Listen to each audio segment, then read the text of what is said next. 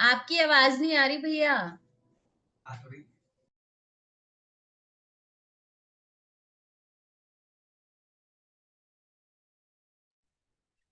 Sorry, वो mute ही रह गया था।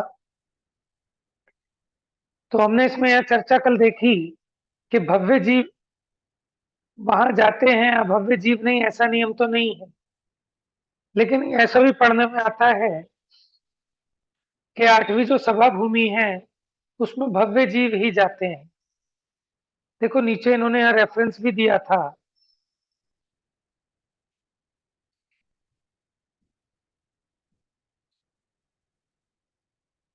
ये लिखा तिलोय प्रणति में 12 सभाओं में अभव्य का निषेध किया, और हरिवंश पुराण में भी 7वीं भूमि से आगे अभव्य का प्रवेश का निषेध किया। और कल एक बात पूछी थी ना किसी ने कि भगवान की वाणी तो वहां तक भी आ जाती होगी, छठी भूमि तक, 7वीं भूमि तक। तो ऐसा नहीं है, 8वीं भूमि से बाहर भगवान की वाणी नहीं आती। ठीक है। फिर मरण की बात आई थी, तो कई ग्रंथों में ऐसा आता है कि वहां मरण नहीं होता, लेकिन ऐसा भी आता है कि आयु पूरी हो सकती है, अकाल मरण नहीं होता, कदली घात मरण नहीं होता। फिर यहाँ पढ़ा था भगवान के समवशरण में गंधकुटी के नीचे पहले पीठ तक देव मनुष्य त्रियंच, इन 3 भेद रूप संसारी जीवों का गमन होता है, उससे आगे नहीं। पढ़िए, कौन पढ़ेगा? पढ़ू भैया? हाँ पढ़ो।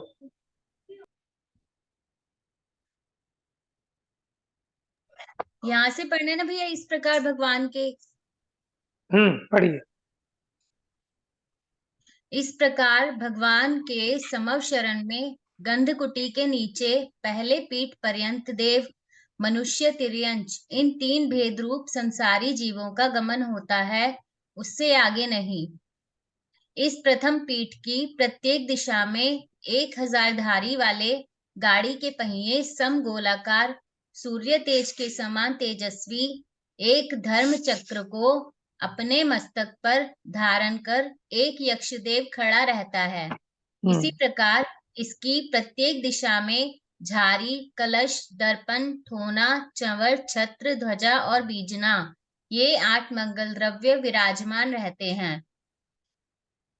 इस प्रकार 4000 धनुष चौड़े पहले पीठ की 750 धनुष चौड़ी एक कटनी सब ओर से छूटी है। वह दोनों ओर से 1500 धनुष चौड़ी है, जिस पर यह संपूर्ण व्यवस्था है। हाँ जी, कटनी समझते हैं आप? जैसे सबसे नीचे का जो प्लेटफॉर्म है वो 4000 धनुष चौड़ा है, जो प्रथम पीठ है। ठीक है। उसके ऊपर जो अगले वाला है उसका आया था कितना? 2500 धनुष। जो सेकंड पीठ है वो 2500 धनुष चौड़ा है, बीचों बीच है। जब वो 2500 धनुष चौड़ा है तो 4000 में से 2500 घटाएं, कितने बचे? 1500 धनुष। 1500 में से 750 राइट हैंड पे, 750 लेफ्ट हैंड पे। समझ रहे हैं आप? जैसे नीचे एक बड़ा भिगोना है, उसके ऊपर छोटा भिगोना अगर रखें तो उसके साइडों में जो एक पथ बचता है, ठीक है, उसी को कहते हैं कटनी। जो बाउंड्री है ना, चारों तरफ एक आ रही है जगह, जैसे पहाड़ काट के रास्ते बनाए होते हैं ना चारों तरफ से, तो उसी के ऊपर ये सब रचना है। कौन सी रचना? कि प्रत्येक दिशा में गाड़ी के समान बने वो गोल धर्म चक्र को अपने मस्तक पे धारण करके एक यक्ष खड़ा रहता है, उसी प्रथम कटनी पर। 8 मंगल द्रव्य होते हैं उसी प्रथम कटनी पर। ठीक है, इस प्रकार ही संपूर्ण व्यवस्था है। हाँ जी, पढ़िए।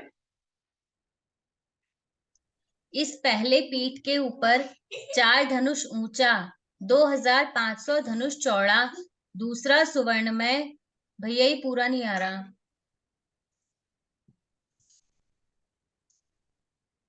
अब आ रहा है? थोड़ा सा और कर दीजिए भैया।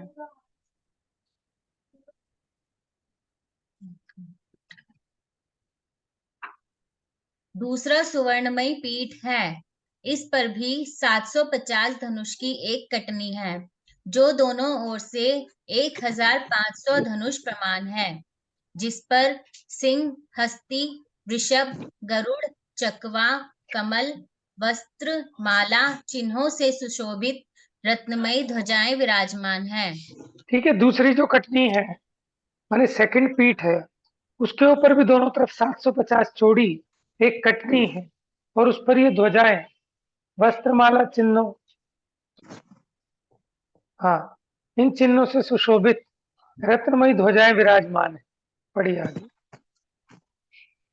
इस दूसरे पीठ के ऊपर 4 धनुष ऊंचा, 1000 धनुष चौड़ा, 5 प्रकार के रत्नमयी विविध वर्णी तीसरा पीठ है। इसके ऊपर 600 धनुष ऊंची, लंबी और चौड़ी अनेक रत्नमयी सम चौकोर गंधकुटी है। यहाँ भगवान के शरीर की गंध से सभी दिशाएं सदा सुगंधित रहने के कारण इसका यह सार्थक नाम है। इसमें अनेक अनेक मोतियों की माला, रत्नमाला और विविध रत्नमयी ध्वजाओं की रचना है। देखिए, इसका गंधकुटी नाम सार्थक है। क्यों इसका गंधकुटी नाम सार्थक है, कौन बताएगा? क्योंकि यहाँ शरीर भगवान के शरीर की गंध से सारी दिशाएं सुगंधित, हाँ, सुगंधित है, तो इसलिए इसका नाम है गंधकुटी। ठीक है, और देखिए यहाँ गंधकुटी क्या बताई, 600 धनुष ऊंची, लंबी और चौड़ी। लेकिन एक दूसरी जगह ये गंधकुटी की जो ऊंचाई है वो 900 धनुष में पढ़ने में आई। मैं क्या कह रहे हैं, 600 धनुष ऊंची कह रहे हैं ना। मैंने जो डायग्राम शेयर किया था उसमें डायग्राम में 900 धनुष है। हाँ, चौड़ी तो यहाँ भी बता रहे हैं 600 धनुष। चलिए और देखेंगे तो बताएंगे इसको। Next paragraph. इस गंधकुटी के बीच में 1 योजन 4 कोस ऊंचा स्फटिक मणिमयी एक सिंहासन है। इसके 4 पायों के स्थान पर बने बैठे हुए सिंहों के आकार वास्तविक सिंह जैसे प्रतीत होते हैं, अथवा भगवान के प्रति भक्तिवश धर्म श्रवण करने के लिए ही श्रावक व्रतधारी स्वतः समभाव संपन्न वे सिंह यहाँ आए हैं, ऐसा लगता है। इनके कारण ही इसे सिंहासन कहते हैं। आप समझ में है इसको सिंहासन क्यों कहते हैं? क्योंकि जो इसके चारों पाए हैं इस आसन के, वहां ऐसा लगता है कि वहां सिंह बैठे हुए हैं। ठीक है, सिंहों का आकार है, इसलिए इसे क्या कहते हैं, सिंहासन। और कितना ऊंचा है वो सिंहासन? 4 कोस। 4 कोस का मतलब हो गया 4 दूनी 8, 8000 धनुष ऊंचा। 8000 धनुष। ठीक है, आगे पढ़िए। इसके ऊपर सुवर्णमयी 1000 पंखुड़ी वाला एक कमल है। इससे भी 4 अंगुल अंतरिक्ष में श्री भगवान जी विराजमान हैं। इस प्रकार नीचे की भूमि से 6 कोस 1616 धनुष ऊपर स्थित कमल से 4 अंगुल ऊपर आकाश में केवली भगवान और नीचे की भूमि से 5000 धनुष ऊपर आकाश में श्री मंडप के नीचे 12 सभा के जीव विराजमान हैं। देखिए, बात समझ में आई आपको? उसकी कैलकुलेशन तो अपनी ठीक बैठ नहीं रही।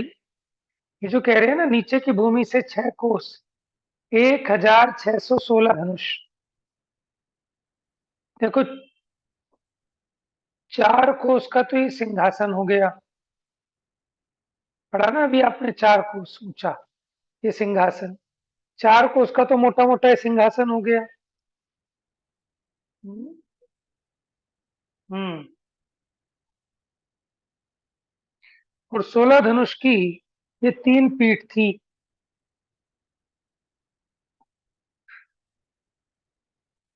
ठीक है, तो ये जो 6 कोस,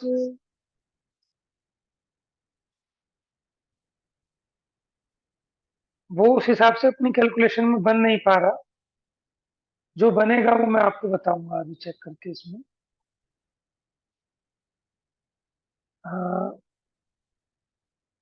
तो यहाँ कह रहे हैं इस प्रकार नीचे की भूमि से 6 कोस, देखो अगर वो 2.5 कोस नीचे वाले भी जोड़ लें,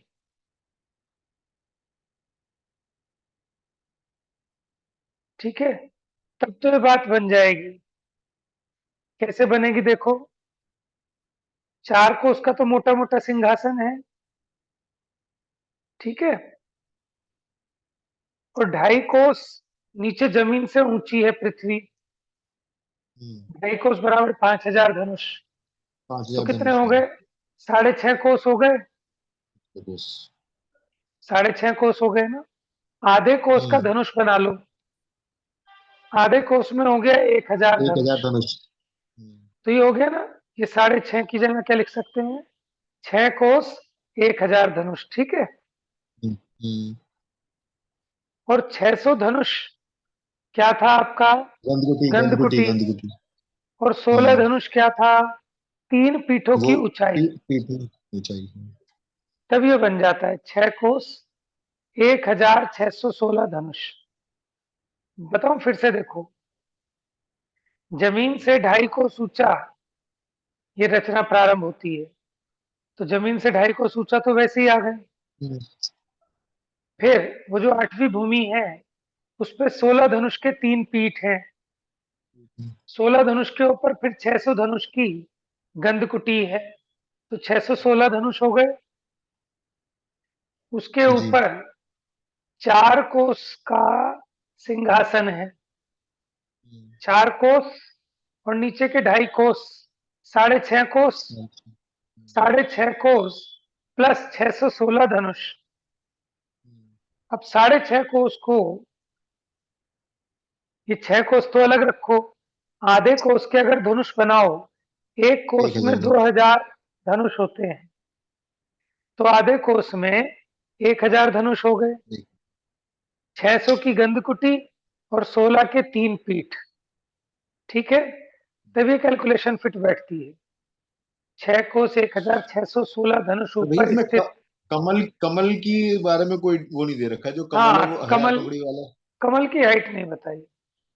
पर यहाँ तो नीचे जहाँ 12 सभाएं है वहां से कहा ना, नीचे की भूमि से 6 कोस ऊपर भगवान विराजमान है, 6 कोस 1,616 धनुष, तो वो सारा तो इसमें ही आ गया, सिंहासन और कमल और शीश की सारी ऊंचाई बीच में ही आ गई। हाँ हाँ बिल्कुल ठीक है।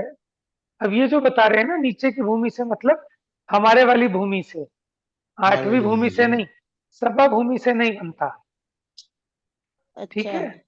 ये कौन सी भूमि से बनता है, हमारी जो भूमि है, क्योंकि हमारी भूमि से 2.5 कोस ऊपर, 2.5 कोस मतलब 5,000 धनुष ऊपर समवशरण की रचना है फ्लैट, बाकी 8 भूमियां एक समतल उस पे हैं, लेवल पर।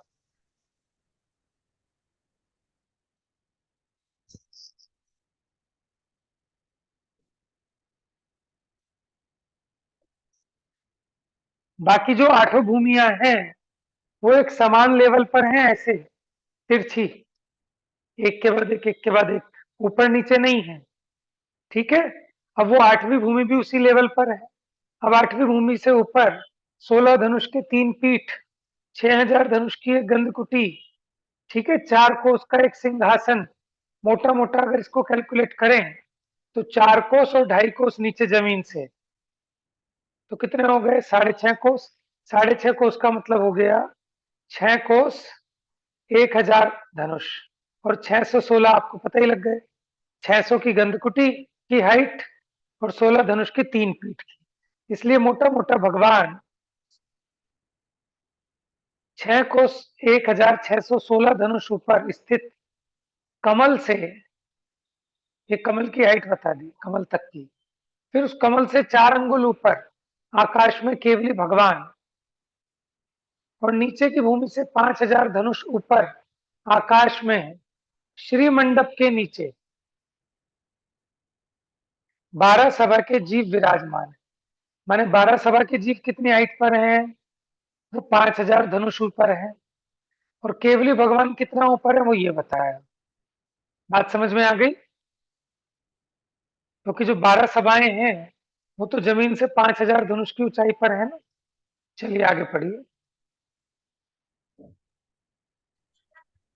नीचे की भूमि से 2.5 कोस ऊपर स्थित एक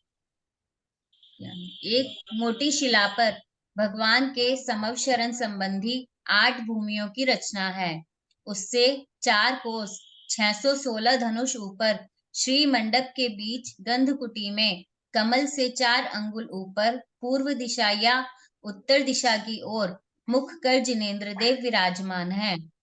सुनिए, अब यहाँ क्या कह रहे हैं? 8 भूमियों की रचना है। अब यहाँ ये कह रहे हैं कि उससे 4 कोस, तो पहले 6 कोस था ना। देखिए यहाँ था 6 कोस 1000 616 धनुष, लेकिन यहाँ क्या बताया? 4 कोस 616 धनुष, यानी 2.5 कोस कम कर दिए। अगर हम 8वीं भूमि से हाइट देखें तो वो यहाँ से 2.5 कोस कम कर दिए। 2 कोस यहाँ, 1000 धनुष यहाँ कम कर दिया। ठीक है, लिखा है ना उसमें, नीचे की भूमि से 2.5 कोस ऊपर स्थित एक मोटी बिल्कुल। शिला पर भगवान, और उसके हाँ। उससे 4 कोस ऊपर। ठीक है, अगर आप इनका टोटल करोगे तो ये बैठ जाएगा 6 कोस 1616 धनुष। दोनों तरीके से समझा दिया। दूसरा, भगवान का मुख या तो पूर्व दिशा की ओर होता है या उत्तर दिशा की ओर, लेकिन 12 सभा में जितने लोग बैठे हैं सबको ऐसा लगता है कि भगवान का मुख हमारी तरफ है। समझ में आया? यह अतिशय है। भगवान का मुख तो एक ही तरफ होता है, लेकिन चारों तरफ बैठे हैं ना, सबको अपनी अपनी तरफ भगवान का मुख क्लियर नजर आता है कि भगवान मानो हमारी तरफ ही मुख करके बैठे हैं। ये उसका अतिशय है। पढ़िए आगे। भगवान के शरीर की ज्योति रूप प्रभा मंडल। गंधकुटी के ऊपर विराजमान केवली भगवान के शरीर की प्रभा से बने हुए गोल रूप पुंज द्वारा संपूर्ण समवशरण व्याप्त हो जाता है, अतः उसे प्रभा मंडल कहते हैं। गंधकुटी के चारों ओर भगवान के देह प्रमाण बने इस गोलाकार मंडल में समस्त देव, मनुष्य, तिर्यंच जीवों के 3-3 अगले, पिछले भव और एक वर्तमान भव, इस प्रकार 7 भव दिखाई देते हैं। देखिए, इसी प्रभा मंडल को भामंडल भी कहते हैं। मंदिरों में भगवान के पीछे चांदी का या सोने का ऐसे गोल लगाया जाता है ना, यानी वो आभा, जिसको हम औरा कहते हैं। तो भगवान का, उनके जो शरीर की प्रभा है पूरी, तो उसके पीछे वो गोल ऐसी एक प्रभा फैलती है जिसमें भव्य जीवों को अपने कितने अधिक से अधिक 7 भव दिखाई देते हैं, और कम से कम दिखेंगे तो 4। 3 भूतकाल के और 1 वर्तमान का। पढ़िए आगे।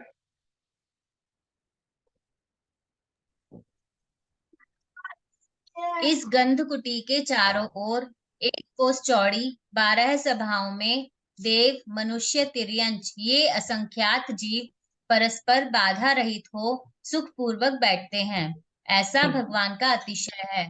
भगवान के विहार काल में यह रचना विघटित हो जाती है, पुनः उनके स्थिर होते ही यह रचना यथावत हो जाती है। समझ गए? ये जो समवशरण की रचना है, इंद्र की आज्ञा से कुबेर बनाता है। ठीक है, कुबेर अपनी विक्रिया से बनाता है।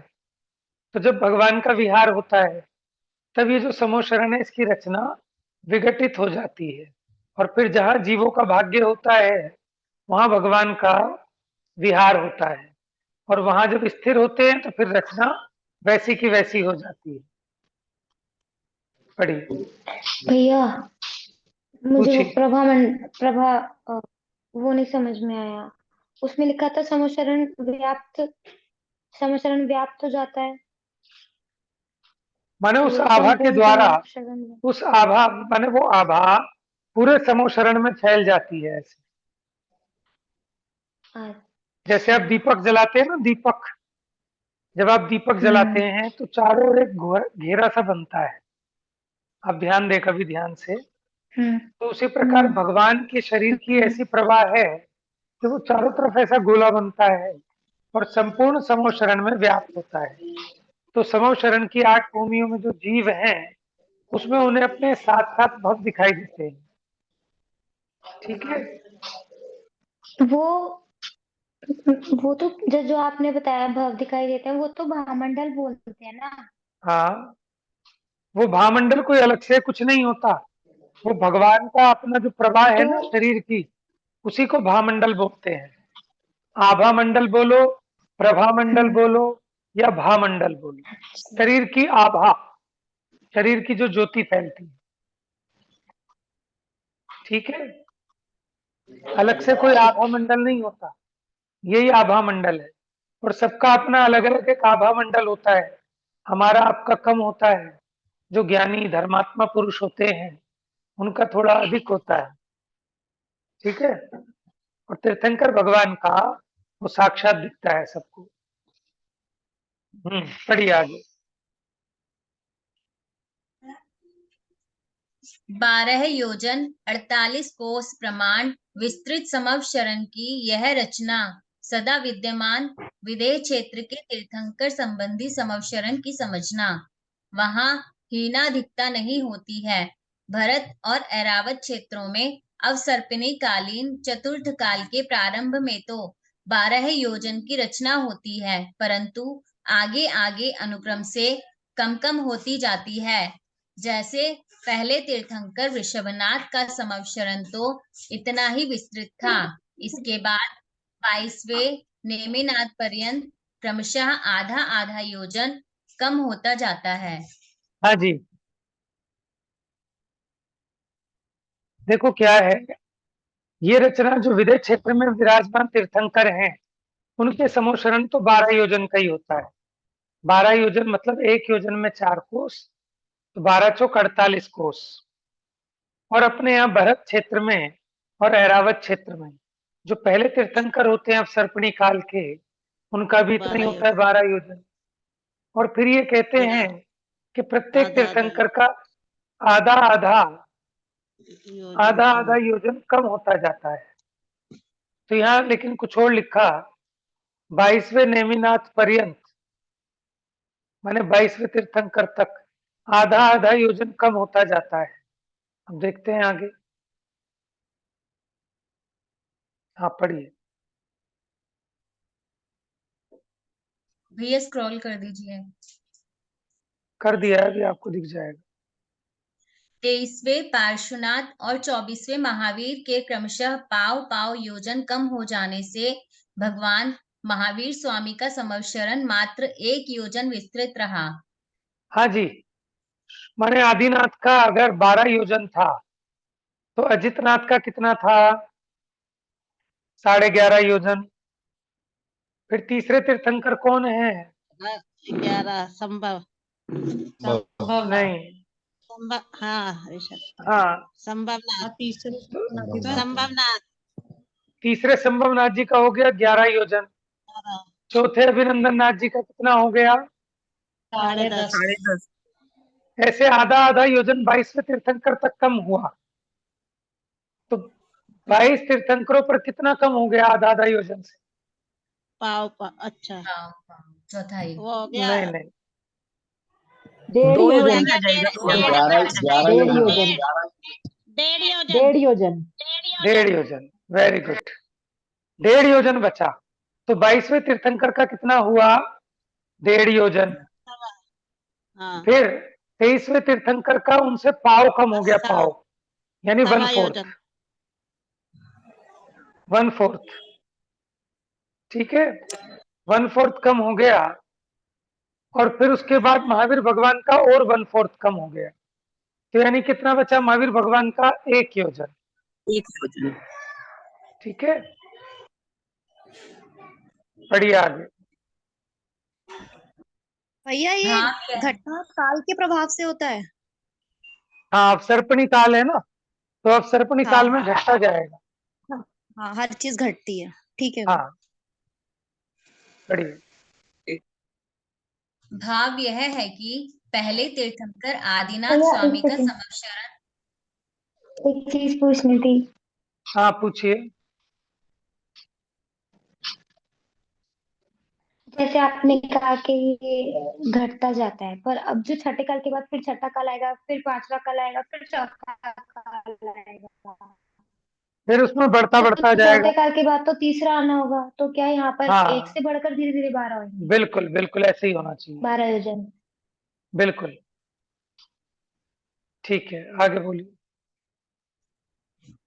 भाव यह है कि पहले तीर्थंकर आदिनाथ स्वामी का संवत्सरण 12 योजन चौड़ा, दूसरे अजितनाथ का 11.5 योजन, तीसरे संभवनाथ जी का 11 योजन, चौथे अभिनंदन नाथ जी का 10.5 योजन, पांचवें सुमति नाथ जी का 10 योजन, छठवें पद्म प्रभनाथ जी का 9.5 योजन, सातवें सुपार्श्वनाथ जी का 9 योजन, आठवें चंद्र प्रभनाथ जी का 8.5 योजन, नौवें पुष्पदंत नाथ जी का 8 योजन, 10वें शीतलनाथ जी का 7.5 योजन, 11वें श्रेयांस नाथ जी का 7 योजन, 12वें वासु पूज्य जी का 6.5 योजन, 13वें विमलनाथ जी का 6 योजन, 14वें अनंतनाथ जी का 5.5 योजन, 15वें धर्मनाथ जी का 5 योजन, 16वें शांतिनाथ जी का 4.5 योजन, 17वें कुंथुनाथ जी का 4 योजन, 18वें अरनाथ जी का 3.5 योजन, 19वें मल्लीनाथ जी का 3 योजन,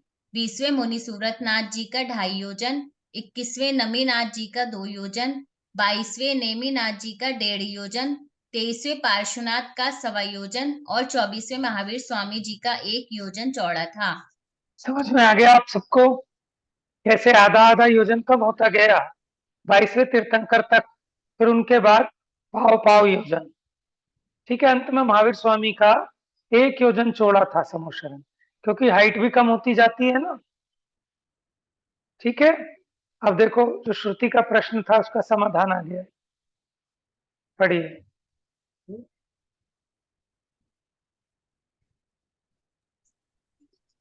भैया स्क्रॉल कर दीजिए।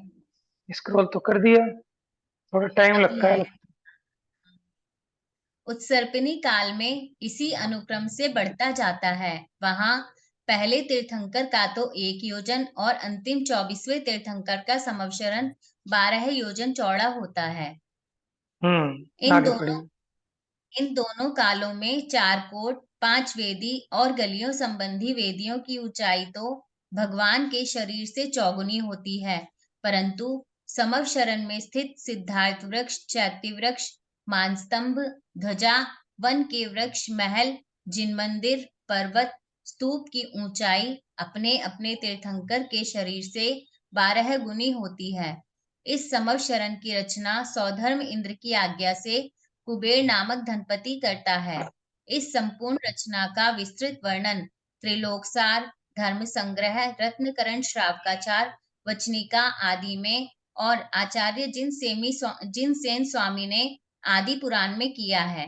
हाँ जी, अब ये देख लेना, आदिनाथ की हाइट थी 500 धनुष, तो 500 धनुष का चौगुना करो, कितना हो गया 2000 धनुष। तो इसलिए वहां कोट और वेदियों की ऊंचाई कितनी थी 2000 धनुष, यानी 1 कोस। 2000। 2000 धनुष यानी 1 कोस। और ये जो वृक्ष थे, मान स्तंभ थे, ध्वजा थे, ये भगवान की ऊंचाई से 12 गुणे ऊंचे होते हैं। ठीक है, तो 500 धनुष का 12 गुना करेंगे तो 6000 धनुष, यानी 3 कोस।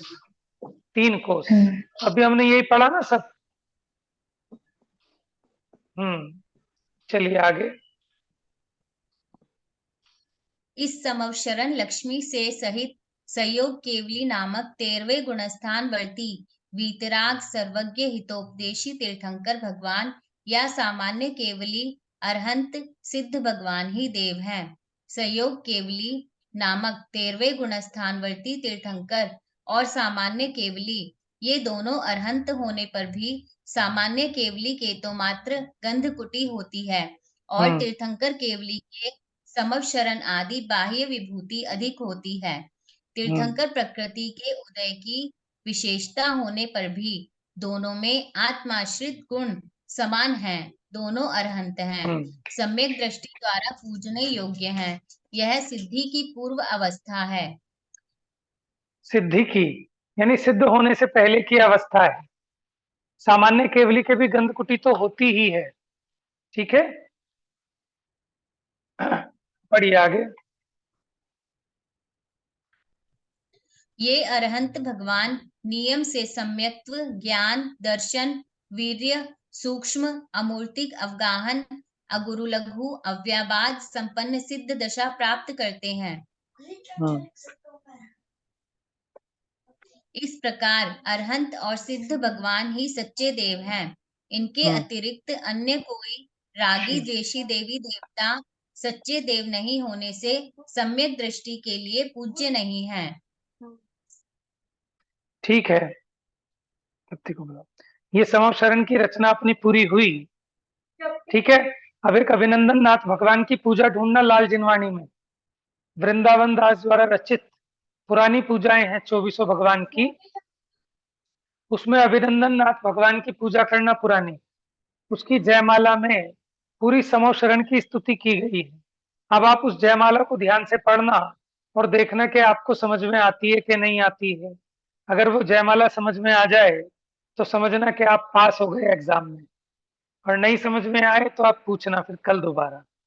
ठीक है, कल सभी लोग अभिनंदन नाथ भगवान की पूजा करना।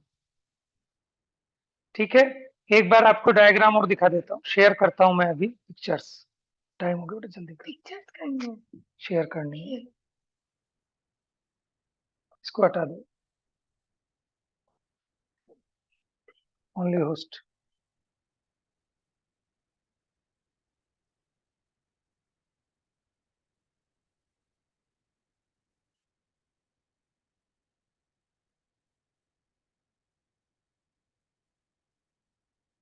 हाँ जी, ये 8वीं श्री मंडप आपको समझ में आ गया था। ये 3 कोस ऊंचा था, क्योंकि एक कोस की तो वेदियां थी, उसके ऊपर 2 कोस ऊंचे वो खंबे थे, इसलिए टोटल 3 कोस थी उसकी हाइट। ठीक है, अब ये देखिए आप इसके अलावा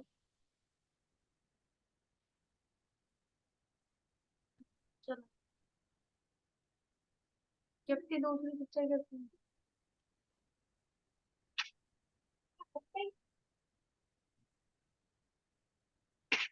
आ गई। ये देखिए, ये आपकी पीठ थी, 3 पीठिकाएं, ध्यान से ये देखिए। बाप ठीक है, ये 8 सीढ़ियां थी पहली पीठ पे चढ़ने के लिए।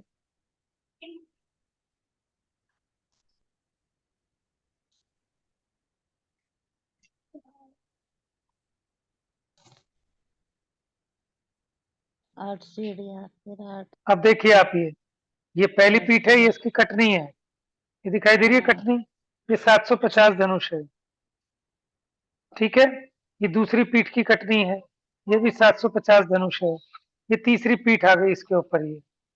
ठीक है, पहली 8 धनुष ऊंची, फिर 4 धनुष ऊंची, और फिर 4 धनुष ऊंची। ठीक है, पीठ आपको क्लियर हो गई। ये ध्यान से देखिए अब आप, गंधकुटी भगवान की दिख रहा है आपको। ये देखिए 3 पीठ दिख रहे हैं आपको। दिख रहे हैं। ये देखिए पहला पीठ, फिर ये दूसरा पीठ, और ये तीसरा पीठ। पहले पीठ पर चढ़कर भगवान की परिक्रमा आदि देते हैं, इसी पर अष्टमंगल द्रव्य विराजमान होते हैं, चारों तरफ ये रहा धर्म चक्र। ठीक है, उससे अगली पीठ पर वो भी 750 धनुष की कटनी है, जिसमें क्या आपको ध्वजाएं बताई थी। ठीक है, देखिए ध्वजाएं इसी पीठ में है, और 9 निधियां हैं।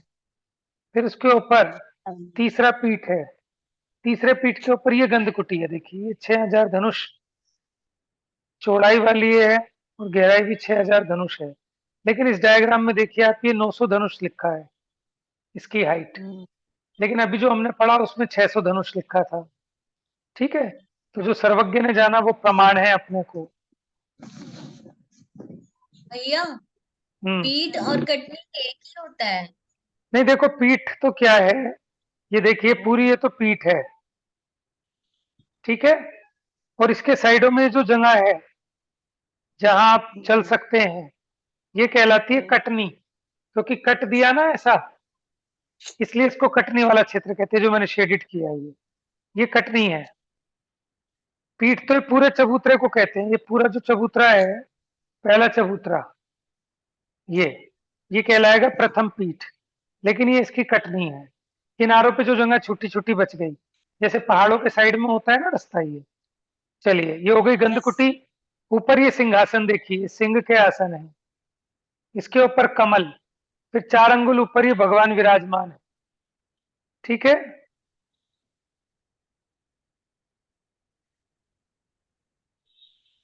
भगवान की दिव्य ध्वनि तो कीर्ति ही है।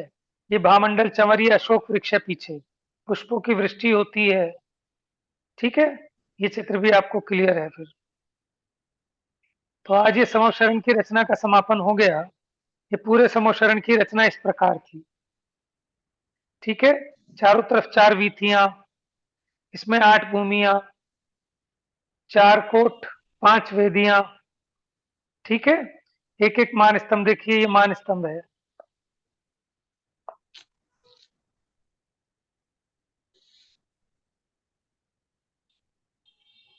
दिख रहा है ना आपको मान स्तंभ, ये मान स्तंभ है। ऐसे चारों दिशाओं में भैया देखिए मान स्तंभ। हाँ जी, जैसे स्कूल में विजिट कराते हैं 3D दिखाने के लिए, ऐसे अगर किसी मंदिर में 3D है तो आप हमें वहां ले चलो। इस तरह के मेरे ख्याल से तो नहीं है, लेकिन हस्तिनापुर जम्बू द्वीप में एक समोशरण मंदिर बना है, देखा मैंने भी नहीं है। ठीक है, तो कभी अगर किसी ने देखा हो तो देख के पता चलेगा कि उसकी रचना इसी के प्रकार से हुई है कि नहीं हुई है। बाकी जितनी जगह रचना है ना, वो ठीक नहीं है, वो बस उसका प्रतिबिंब है, लेकिन यथावत जैसी होनी चाहिए वैसी रचना मेरे देखने में नहीं आई। तो 3D रचना जो है वो आपके प्रीतेश कोठारी जी है ना, जैन डिजिटल टेक्नोलॉजी, तो वही बना सकते हैं। वो जब बनाएंगे उस पर आएगी तो आप लोगों को शेयर करेंगे। इतने तो आपको कोई व्यंतर वगैरह बता सकता है कि कैसी समोशरण की रचनाएं सपने में आप देख सकते हैं। ठीक है ना, किसी हमें के तो कोई आपने जाति भी बता स्मरण, दी, बहुत समझ में आ गई। किसी को जाति स्मरण ज्ञान हो जाए, पिछले भवों में गए होंगे तो भी याद आ सकता है। ठीक है, तो अपने आप में बहुत अद्भुत रचना है, और इसकी सभी पिक्चर्स से बहुत अच्छा स्पष्ट हुआ है। और ये पिक्चर्स जो है, कमन शास्त्री हैं कोई जयपुर के, उन्होंने ये एक बुक लिखी है समोशरण रचना, उनकी पिक्चर्स हैं। अब मुझे नहीं पता कि इसमें किसका सहयोग से बनी है, लेकिन हम सभी के लिए धन्यवाद देते हैं जिन्होंने इसको बहुत आसान कर दिया हमें समझने के लिए। ये आपको समझ में आया था सातवीं भूमि कैसे है? मंदिर में भी। हाँ, ये तो एक कोर्ट थे साइड के। समय होने वाला है, कभी भी आपकी मीटिंग लीव हो सकती है। अब आप लोग थोड़ा अपने आप देखिएगा, फिर भी कोई कंफ्यूजन हो तो पूछिएगा। देखिए यहाँ जो है ना वीथियां थी, ये वीथियां, तो वीथियों से ही साइड में एंट्री होती है इसमें, ये इस भूमि में साइडों में। समझ में आया ना, इधर भी वीथी थी, वीथियों से ऐसे गेट होते हैं एंट्री करने के, इधर चारों अंतरालों में ऐसे ही। ठीक है, ये कोर्ट है अगला।